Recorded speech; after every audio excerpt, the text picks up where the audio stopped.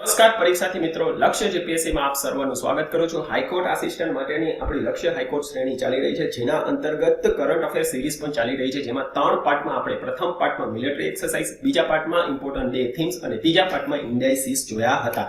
આજના ચોથા પાર્ટમાં આપણે કેટલાક ઇમ્પોર્ટન્ટ રિપોર્ટને જોશું અને આ પણ તમારે મિત્રો પાર્ટમાં જ આવશે, બરાબર। આ પહેલો ભાગ છે। જેવી રીતે મિત્રો ઇન્ડાઇસિસમાં આપણે કઈ સંસ્થા દ્વારા ઇન્ડાઇસિસ જાહેર કરવામાં આવે છે, ઇન્ડાઇસિસમાં કયા માપદંડ યુઝ કરવામાં આવે છે, ઇન્ડાઇસિસ મુજબ વિશ્વમાં કયો દેશ કેટલા રેન્કિંગ ઉપર છે અને ભારતનું રેન્કિંગ કેટલું છે, તે સર્વની આપણે ચર્ચા કરી હતી। તેવી જ રીતે રિપોર્ટમાંથી પણ આપણે મિત્રો કઈ સંસ્થા દ્વારા રિપોર્ટ જાહેર કરવામાં આવે છે, એનું મહત્વ શું છે, એટલે શા માટે રિપોર્ટ જાહેર કરવામાં છે, ઉદ્દેશ્યને જોશું અને ભારત અને વિશ્વ વિશે ઇન્ડાઇસિસમાં શું અવલોકન કરેલું છે તેને જોશું। મિત્રો રિપોર્ટમાંથી જનરલી જીપીએસસી અને યુપીએસસી માં ખાસ સ્ટેટમેન્ટ બેઝ ક્વેશ્ચન આવે છે, પણ ઘણીવાર વન લાઇનરમાં પણ રિપોર્ટ આપી દેતા હોય છે કે ભાઈ કયો રિપોર્ટ કઈ સંસ્થા દ્વારા રજૂ કરવામાં આવે છે, અથવા તો આમાં આપેલ કેટલાક ફેક્ટ ડેટા ઉપરથી પણ ક્વેશ્ચન ફોર્મ થતા હોય છે। અને હું એક્સપેક્ટ કરું છું કે હાઈકોર્ટ આસિસ્ટન્ટમાંથી આવા ફેક્ટમાંથી જ ક્વેશ્ચન આવશે, પણ આપણે બદલાતી પેટર્ન મુજબ રિપોર્ટમાંથી સ્ટેટમેન્ટ બેઝ ક્વેશ્ચન પણ આવી જાય તો નકારી ન શકાય, એટલે આપણી તૈયારી હોવી જોઈએ। અહીંયા મિત્રો આપણે પાછલા 6 મહિનાના રિપોર્ટ જોશું, કારણ કે વર્ષભરના તમે રિપોર્ટ જોશો ને તો હજારો રિપોર્ટ થઈ જશે અને બધા જ રિપોર્ટ આપણે ઇમ્પોર્ટન્સ નથી। આપણું મેઇન ફોકસ કઈ સંસ્થા દ્વારા રિપોર્ટ જાહેર કરવામાં આવે છે તેના ઇમ્પોર્ટન્ટ ફેક્ટ એટલે ડેટા ઉપર રહેલું હશે, બરાબર। શરૂ કરીએ આજના ઇમ્પોર્ટન્ટ રિપોર્ટના ભાગ પહેલાની। પહેલો રિપોર્ટ છે ઇમિશન ગેપ 2022 રિપોર્ટ, જાહેર કરનાર સંસ્થા છે યુનાઇટેડ નેશન એન્વાયરમેન્ટ પ્રોગ્રામ, બરાબર। મુખ્ય અવલોકન જોશું, વિશ્વમાં 7 વધુ કાર્બન ઇમિશન કરતા દેશોમાં ચીન, Europe, Bharat, Indonesia, Brazil, Russia અને અમેરિકાનો સમાવેશ થાય છે। પણ બીજી લાઈન હવે જો વૈશ્વિક માથાદીઠ ઉત્સર્જન એટલે પર કેપિટા કાર્બન ઇમિશનમાં જોશો ને તો ટોચના 7 દેશોમાં અમેરિકા, ચીન, રશિયા, બ્રાઝિલ, ઇન્ડોનેશિયા અને યુરોપનો સમાવેશ થાય છે, જ્યારે ભારતનો પર કેપિટા કાર્બન ઇમિશનમાં 12મો રેન્કિંગ આવે છે। હવે મિત્રો બંને વચ્ચે શું ફરક થયો, હું એક તમને ઉદાહરણ આપું। 10 વ્યક્તિ મહિનાના 1000 રૂપિયા કમાતા હોય અને 100 વ્યક્તિ મહિનાના 1000 રૂપિયા કમાતા હોય, તો આ બંનેમાં જો આપણે ભાગાકાર કરશું તો 10 વ્યક્તિની દર મહિને વ્યક્તિ દીઠ આવક 100 થશે, જ્યારે 100 વ્યક્તિની વ્યક્તિ દીઠ આવક કેટલી થશે? 10 રૂપિયા। તો સ્વાભાવિક વસ્તુ છે પર્ચેસિંગ પાવર કોનો વધુ હશે? 10 વ્યક્તિનો, જ્યારે 100 વ્યક્તિનો પર્ચેસિંગ પાવર 10 રૂપિયા જેટલો જ થશે, બરાબર। એવી જ રીતે ભારતની વસ્તી મિત્રો કેટલી છે? 1.4 બિલિયન, બરાબર છે, વિશ્વનો સૌથી વસ્તીવાળો દેશ છે। અને અમેરિકાની વસ્તી કેટલી છે? 40 કરોડ, બરાબર। 40 કરોડ લોકો જે છે એ જેટલું ઉત્સર્જન કરે છે ને તે 1.4 બિલિયન લોકો જેટલું કાર્બન ઉત્સર્જન કરે છે તેનીથી પણ વધુ છે। એટલે આમ તમે જોવો તો અમેરિકા જે છે એ સૌથી વધુ ઉત્સર્જન કરતો દેશ થઈ જાય, બરાબર। મેટાફેર્સ ઉપર તમે જોવો તો, કારણ કે પર કેપિટા કેટલું ઉત્સર્જન થાય છે તે સાચો આંક છે, ટોટલ કેટલું ઉત્સર્જન કયો દેશ કરે છે તે મહત્વપૂર્ણ નથી। સ્વાભાવિક વસ્તુ છે, જે દેશની વસ્તી વધુ હશે અને જેનો ગ્રોથ થઈ રહ્યો છે તે દેશ ઉત્સર્જન તો કરશે જ વધુ, પણ જ્યારે એને વસ્તી મુજબ તમે ડિવાઈડ કરશો ને ત્યારે તમને સાચો આંકડો આવશે કે એ દેશનો એક નાગરિક કેટલું ઉત્સર્જન કરી રહ્યો છે। માનો કે જો અમેરિકાની વસ્તી 1.4 કરોડ હોય, 1.4 બિલિયન હોય, તો તે ભારતના ઉત્સર્જનને પણ વટી જાય, બરાબર। તો વ્યક્તિ દીઠ માથાદીઠ કાર્બન ઉત્સર્જનમાં અમેરિકા, ચીન, રશિયા, બ્રાઝિલ, ઇન્ડોનેશિયા અને યુરોપ જે છે એ સૌથી વધુ કાર્બન ઇમિશન કરતા દેશો છે, બરાબર। યાદ રાખજો, બંને સ્ટેટમેન્ટને કન્ફ્યુઝ કરવા માટે તમને આવા ટ્રેપ આપી શકે પરીક્ષામાં। આગળનો જોશું રિપોર્ટ એડપ્શન ગેપ રિપોર્ટ 2022, તે પણ યુનાઇટેડ નેશન એન્વાયરમેન્ટ પ્રોગ્રામ દ્વારા જાહેર કરવામાં આવે છે। અવલોકન જોશું, જળવાયુ પરિવર્તનથી બચવાના વૈશ્વિક એડેપ્ટેશન પ્લાનિંગ, ફાઇનાન્સ અને અમલીકરણ પ્રયાસ અપૂરતા છે, ખાસ કરીને વંચિત સમાજ માટે, બરાબર। યુએનએફસીસી જળવાયુ પરિવર્તન કરાર સ્વીકારનાર 197 દેશમાંથી 33% દેશે સમયબદ્ધ એડેપ્ટેશન પ્લાન લાગુ કર્યા છે।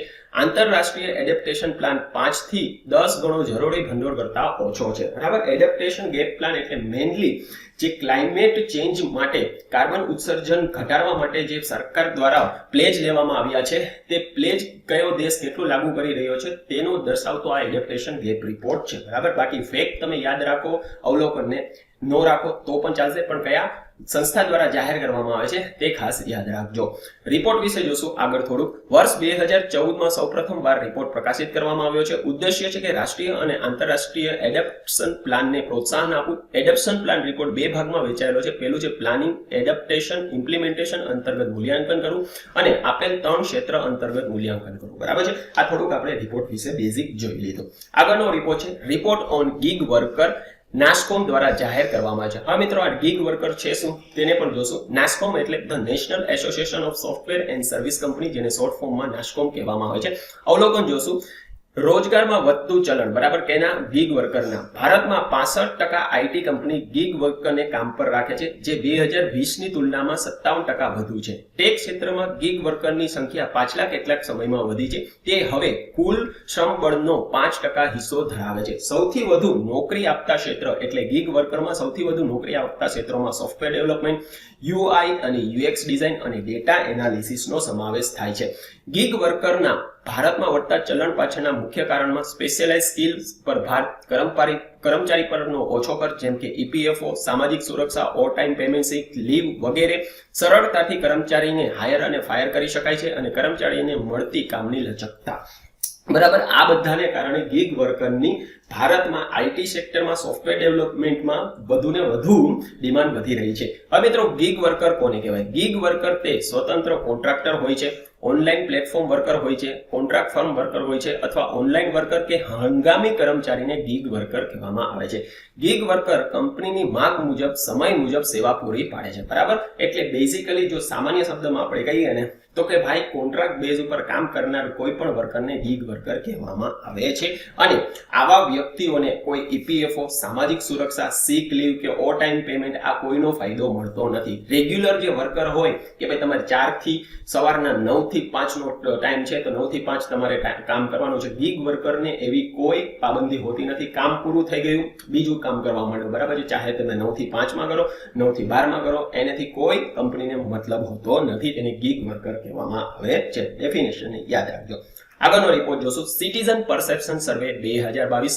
આ રિપોર્ટ આવાસ અને શહેરી કાર્ય મંત્રાલય એટલે ministry of housing and urban affair દ્વારા જાહેર કરવામાં આવે છે. આ સર્વે ઓનલાઈન અને ઓફલાઈન બંને રીતે કરવામાં આવે છે. સૌપ્રથમ સર્વે 2016માં કરવામાં આવ્યો હતો અને સર્વે કરવા પાછળનો મેઇન રીઝન છે કે નાગરિકને તેના શહેરની વિવિધ સુવિધા જેમ કે પરિવહન, સ્વાસ્થ્ય સેવા, શિક્ષણ, પાણી, નોકરીની તક વગેરે નાગરિકનો અભિપ્રાય લેવામાં આવે છે. મેઇન ઉદ્દેશ્ય સિટીઝન પરસેપ્શન સર્વે કરવા પાછળનો મેઇન ઉદ્દેશ્ય છે કે આવાસ અને શહેરી કાર્ય મંત્રાલય દ્વારા the ease of living index જે છે બહાર પાડવામાં આવે છે. તેના માટે સિટીઝન સર્વે પરસેપ્શન સર્વે જે છે એક ઇન્ડેક્સમાં વિવિધ જે છે શહેરોને રેન્કિંગ આપવામાં આવે છે સિટીઝન પરસેપ્શન સર્વેના બેઝ ઉપર. બરાબર છે. ચાલો, report on dynamic ground water resources assessment for the country for the year 2022. આપેલ રિપોર્ટ જે છે એ ભૂગર્ભ જળ પરનો ભારતમાં શું સ્થિતિ છે તેની માટેનો રિપોર્ટ છે. જાહેર કરનાર સંસ્થા છે જલ શક્તિ મંત્રાલય. આ અહેવાલની આકારણી સેન્ટ્રલ ગ્રાઉન્ડ વોટર બોર્ડ અને સ્ટેટ દ્વારા સંયુક્ત રીતે કરવામાં આવે છે. કેટલાક મુખ્ય અવલોકન જોશું. વિવિધ માપદંડ દર્શાવે છે કે દેશમાં ભૂગર્ભ જળના સ્તરમાં સતત સુધારો થઈ રહ્યો છે અને ભૂગર્ભ જળના દોહનમાં ઘટાડો જોવાઈ રહ્યો છે. ભૂગર્ભ જળના રિચાર્જમાં દેશમાં પણ સુધારો થયો છે, જેની પાછળના મુખ્ય કારણમાં કેનાલ કે આસપાસના ખેત તલાવડી અને ચેકડેમમાંથી રિચાર્જને કારણે દેશમાં ભૂગર્ભ જળના સ્તરમાં સતત વધારો જોવાઈ રહ્યો છે. દેશની કુલ વાર્ષિક ભૂગર્ભ જળના રિચાર્જની ક્ષમતા 437.60 BCM છે, જ્યારે દેશનો કુલ વાર્ષિક ભૂગર્ભ જળ વપરાશ 239.16 BCM છે. બરાબર. ચાલો, મુખ્ય બાબતને યાદ રાખજો, કેટલા ફેક્ટ છે.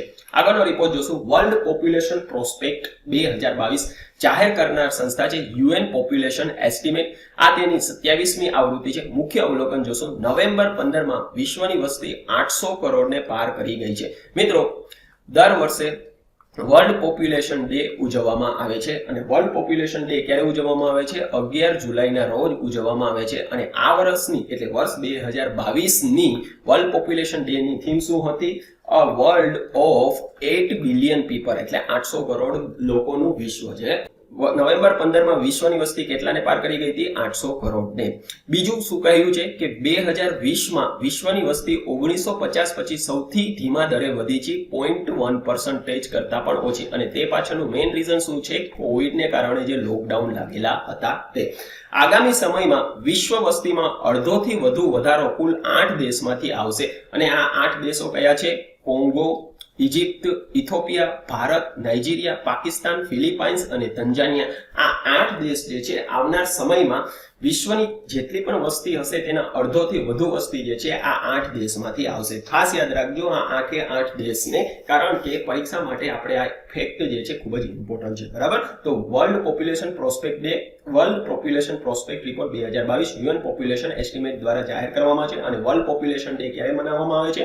11 જુલાઈના રોજ. બરાબર? ચાલો, ભારત વિશે આ રિપોર્ટમાં શું કહ્યું છે? વર્ષ 2023માં વિશ્વની સૌથી વધુ વસ્તીવાળો દેશ ભારત બની જશે, જે ચીનને પણ પછાડી આપશે. બરાબર છે? વર્ષ 2030 સુધીમાં વિશ્વના સૌથી યુવાન દેશ તરીકે ભારત ઉભરી આવશે. બરાબર? અને અહીંયા તમે સારો ચાર્ટ જોઈ શકો છો કે વિશ્વની કુલ વસ્તીની સામે ચીન અને ભારત જે છે બંને ભેગા મળીને અડધો વસ્તી તો આપણે બે ધરાવીએ છીએ. બરાબર છે?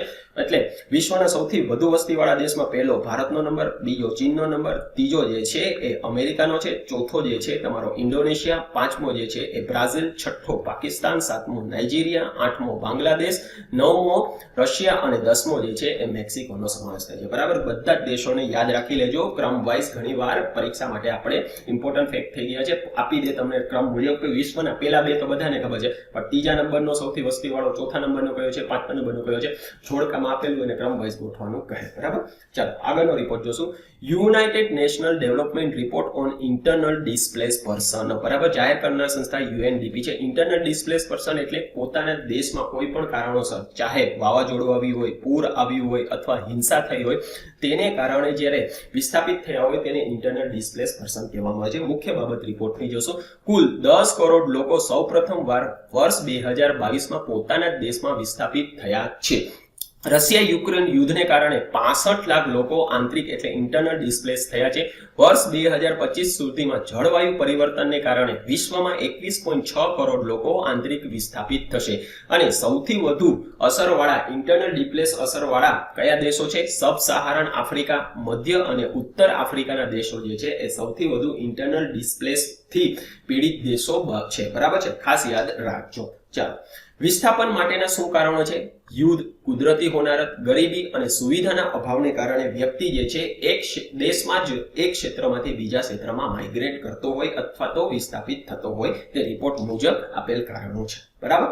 આગળનો રિપોર્ટ જોશું. તો global report on health equity for person with disability. બરાબર છે? અને મિત્રો, international day of person with disability કયા દિવસે મનાવવામાં આવે છે? 3 ડિસેમ્બરના રોજ મનાવવામાં આવે છે. ખાસ યાદ રાખજો. રિપોર્ટ જે છે એ વિશ્વ આરોગ્ય સંસ્થા દ્વારા એટલે WHO દ્વારા જાહેર કરવામાં આવે છે. રિપોર્ટ મુખ્ય બાબત જોશું. વિશ્વમાં દર 6 વ્યક્તિએ એક વ્યક્તિ શારીરિક વિકલાંગતાથી પીડાય છે. 2/3 એટલે 2/3 દિવ્યાંગજન લોકોમાં દમ, ડિપ્રેશન, ડાયાબિટીસ, મોટાપો, સ્ટ્રોક જેવી દીર્ઘકાલીન રોગનું જોખમ રહેલું છે. સ્વાસ્થ્ય સેવામાં થતા ભેદભાવને કારણે દિવ્યાંગજનમાં અકાળ મૃત્યુનું સૌથી વધુ જોખમ રહેલું છે. નબળી સ્વાસ્થ્ય સેવા પાછળના મુખ્ય કારણોમાં દિવ્યાંગજન તરફ સ્વાસ્થ્ય કર્મચારીનો અભિગમ મુખ્ય જવાબદાર છે. બરાબર છે? તો global report on health equity, હેલ્થમાં જે સમાનતા, સર્વિસની જે સમાનતા છે તે સામાન્ય વ્યક્તિ અને પર્સન વિથ ડિસેબિલિટીને કેટલી મળી રહી છે તેના પરનો આ મુખ્ય રિપોર્ટ હતો. આગળનો રિપોર્ટ જોશું. India inequality report 2022 digital divide. બરાબર? ડિજિટલ ડિવાઇડ ઉપરનો આ આર્થિક ડિજિટલ ડિવાઇડ પરનો અસમાનતાનો ભારતની વસ્તી પરનો આ રિપોર્ટ છે. જાહેર કરનાર સંસ્થા છે ઓક્સફોર્મ ઇન્ડિયા. બરાબર છે? ડિજિટલ ડિવાઇડ એટલે કે ભાઈ તમે નેટ કેટલું વાપરી રહ્યા છો, ઓનલાઈન સેવાઓ કેટલી વાપરી રહ્યા છો, આ બધા માટેનો રિપોર્ટ છે. મુખ્ય બાબત જોશું. પહેલું છે લિંગ ભેદ. ભારતમાં 1/3 મહિલાઓ ઇન્ટરનેટ ઉપભોક્તા છે. 61% પુરુષ અને 31% મહિલા પાસે મોબાઈલ ફોન છે. બરાબર? ગ્રામીણ અને શહેરી વિભાજન જોશું. 31% ગ્રામીણ વિસ્તારમાં અને 67% શહેરી વસ્તી જે છે ઇન્ટરનેટ વાપરે છે.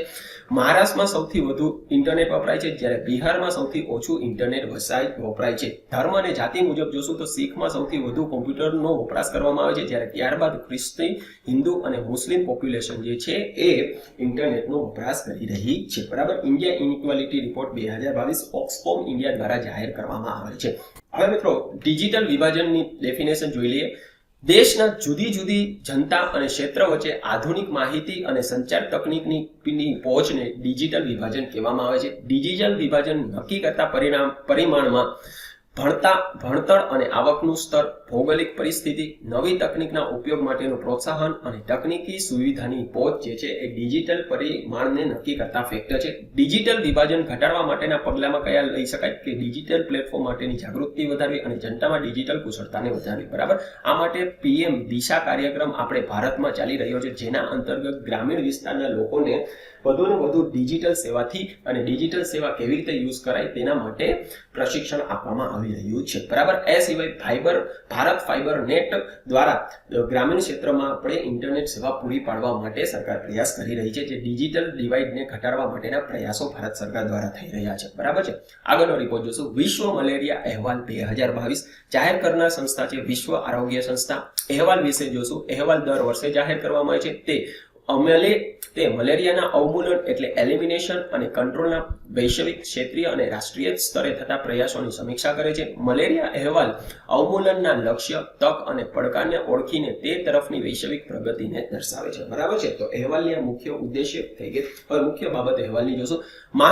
મહામારીના પડકાર છતાં મલેરિયાના ઉચ્ચ કેસ ધરાવતા દેશમાં વર્ષ 2021માં કેસ અને મલેરિયાથી થતા મૃત્યુમાં ઘટાડો જોવા મળ્યો છે. બરાબર છે. મહામારી હતી તો પણ મલેરિયાના કેસ અને મલેરિયાથી થતા મૃત્યુમાં જે પણ ઉચ્ચ કેસો ધરાવતા દેશો છે ને તેમાં ઘટાડો જોવા મળ્યો છે. હવે મલેરિયાના ઉચ્ચ કેસ ધરાવતા દેશોમાં કયા કયા દેશનો સમાવેશ થાય છે? કુલ 11 આવા દેશો જે છે એ વિશ્વમાં મલેરિયાના ઉચ્ચ કેસો ધરાવે છે, જેમાં democratic Republic of Congo, Ghana, India, Nigeria અને તાંજાનિયાનો સમાવેશ થાય છે. અને આ પાંચેય દેશોમાં જે છે એ મૃત્યુમાં ઘટાડો, મલેરિયાને કારણે થતા મૃત્યુમાં ઘટાડો જોવા મળ્યો છે. બરાબર છે.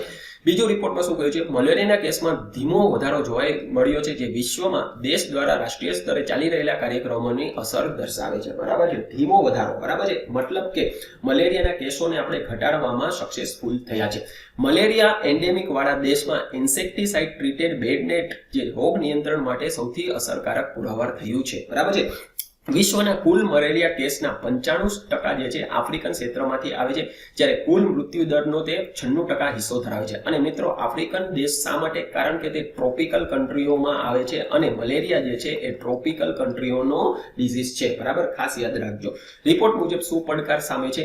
મલેરિયાના કેસોને નિયંત્રણ કરવા માટે મહામારી, જીવાણુમાં થતો સતત ફેરફાર અને દવાઓ સામે જીવાણુનો પ્રતિકાર વગેરે જે છે એ મલેરિયા કેસો અને મલેરિયાથી થતા મૃત્યુને ઘટાડવા માટે આપણી સામે પડકાર રહેલા છે. બરાબર. ચાલો આગળનો રિપોર્ટ જોશું. વર્લ્ડ બેંકનો દક્ષિણ એશિયામાં વાયુ પ્રદૂષણનો અહેવાલ જાહેર કરવામાં આવ્યો છે. મુખ્ય બાબત જોશું. કુલ 6 મુખ્ય એવા એરસેટ જોવા મળ્યા છે જે ક્ષેત્રમાં વાયુ પ્રદૂષણ માટે જવાબદાર છે. બરાબર, વાત થઈ રહી છે દક્ષિણ એશિયા. હવે દક્ષિણ એશિયાની જ્યારે વાત થતી હોય ને કયા દેશ આવે? અફઘાનિસ્તાન, પાકિસ્તાન, ઇન્ડિયા, નેપાળ, ભૂટાન, શ્રીલંકા અને બાંગ્લાદેશ અને મ્યાનમાર. બરાબર, આ બધા દક્ષિણ એશિયાના આપણે દેશો ગણીએ છીએ. બરાબર છે. અને આ ક્ષેત્રમાં એવા 6 એરસેડ જે છે જેને કારણે ક્ષેત્રમાં જે વાયુ પ્રદૂષણ જોવાઈ રહ્યું છે, જેમ કે ઉત્તર પૂર્વમાંથી આવતા પવન ભારતના પંજાબ અને દિલ્હી જેવા ક્ષેત્રમાં પાકિસ્તાનના પંજાબમાંથી પ્રદૂષણને લઈને આવે છે. તેવી જ રીતે બાંગ્લાદેશના ચિત્તગોંગ અને ઢાકામાં વાયુ પ્રદૂષણ ભારતના બિહાર, ઝારખંડ અને પશ્ચિમ બંગાળમાંથી વાતા પવન લઈને જાય છે. બરાબર છે. પહાડ પર જોવા મળતું પ્રદૂષણ બરફના પીગળવાથી નદી મારફતે દરિયામાં ભળી જાય છે. બરાબર છે. તો આ મુખ્ય બાબત રિપોર્ટની થઈ. કઈ સંસ્થા દ્વારા રિપોર્ટ જાહેર કરવામાં આવે છે તે ખાસ યાદ રાખજો. ભારતમાં રોડ અકસ્માત પરનો 2021નો વાર્ષિક અહેવાલ જાહેર કરવામાં આવ્યો છે. આ અહેવાલ રોડ અને પરિવહન મંત્રાલય દ્વારા જાહેર કરવામાં આવે છે. બરાબર, એમાંની રહેલ કેટલીક ફેક્ટને આપણે જોશું. અહેવાલ વિશે પહેલા જોશું. અહેવાલ રાજ્ય અને કેન્દ્ર શાસિત પ્રદેશના પોલીસ વિભાગ દ્વારા આપેલ અકસ્માતના આંકડા ઉપરથી બનાવવામાં આવે છે અને આ આંકડા UNESCAPના the Asia Pacific road accident data પ્રોજેક્ટના માપદંડ મુજબ ભેગા કરવામાં આવે છે. રિપોર્ટ માટે કુલ 10 વિભાગ બનાવેલા છે, જેમાં દેશમાં રોડની લંબાઈ, વાહનની સંખ્યાના આધારે થતા અકસ્માતના આંકડા ભેગા કરવામાં આવે છે અને પછી રિપોર્ટને કમ્પાઇલ કરવામાં આવે છે. બરાબર છે. મુખ્ય બાબતને જોશું. ખાસ આ ફેક્ટને યાદ રાખજો, કારણ કે ફેક્ટમાંથી ક્વેશ્ચન આવવાના પૂરા ચાન્સીસ છે. બરાબર છે. પહેલું છે વર્ષ 2021માં 8.1% અકસ્માતમાં ઘટાડો જોવા મળ્યો છે, જ્યારે અકસ્માતથી થતી ઈજામાં 14.8%નો ઘટાડો થયો છે. બરાબર, આપણી માટે મિત્રો આ જરૂરી છે કે ભાઈ જેટલા અકસ્માત થાય પણ એમાં આપણે જીવનને બચાવી શકીએ, એટલે એની ફેટાલિટી આપણે ઘટાડી શકીએ. પણ વર્ષ 2021માં રોડ અકસ્માતથી થતા મૃત્યુમાં 1.9નો વધારો થયો છે, જે આપણી માટે ચિંતાજનક બાબત છે. વર્ષ 2020માં મહામારીને કારણે દેશમાં રોડ અકસ્માત અને ઈજામાં ધરખમ ઘટાડો જોવા મળ્યો હતો.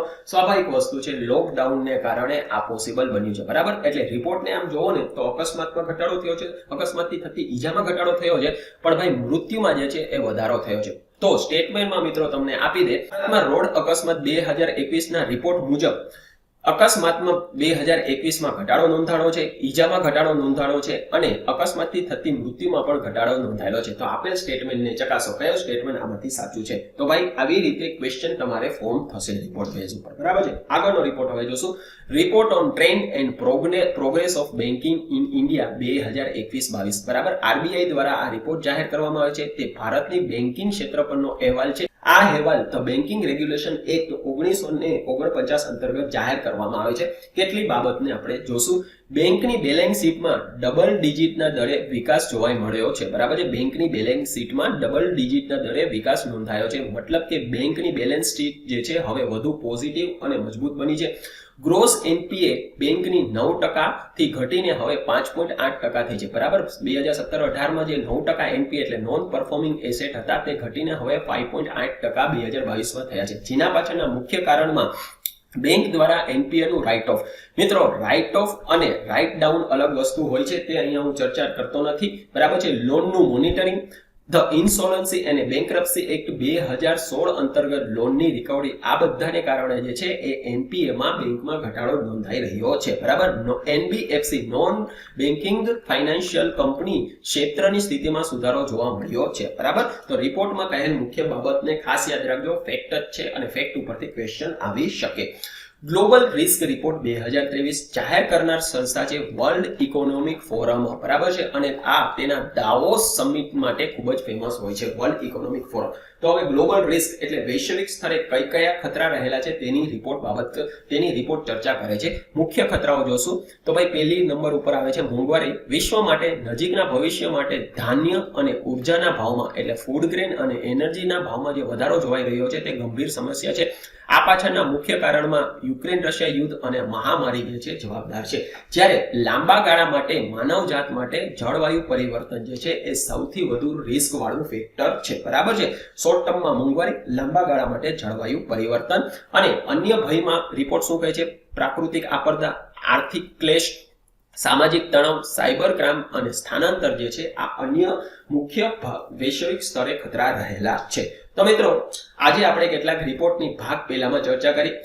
ભાગ બીજામાં જે છે આવી જ રીતે આગળ કેટલાક રિપોર્ટની આપણે સમયમાં તમારી સમક્ષ ભાગ બીજા સાથે પણ અમે હાજર થશું. ત્યાં સુધી આપના અને આપના પરિવારનો ખ્યાલ રાખજો. સ્વસ્થ રહેજો, સુરક્ષિત રહેજો. Keep watching, keep learning. વંદે માતરમ.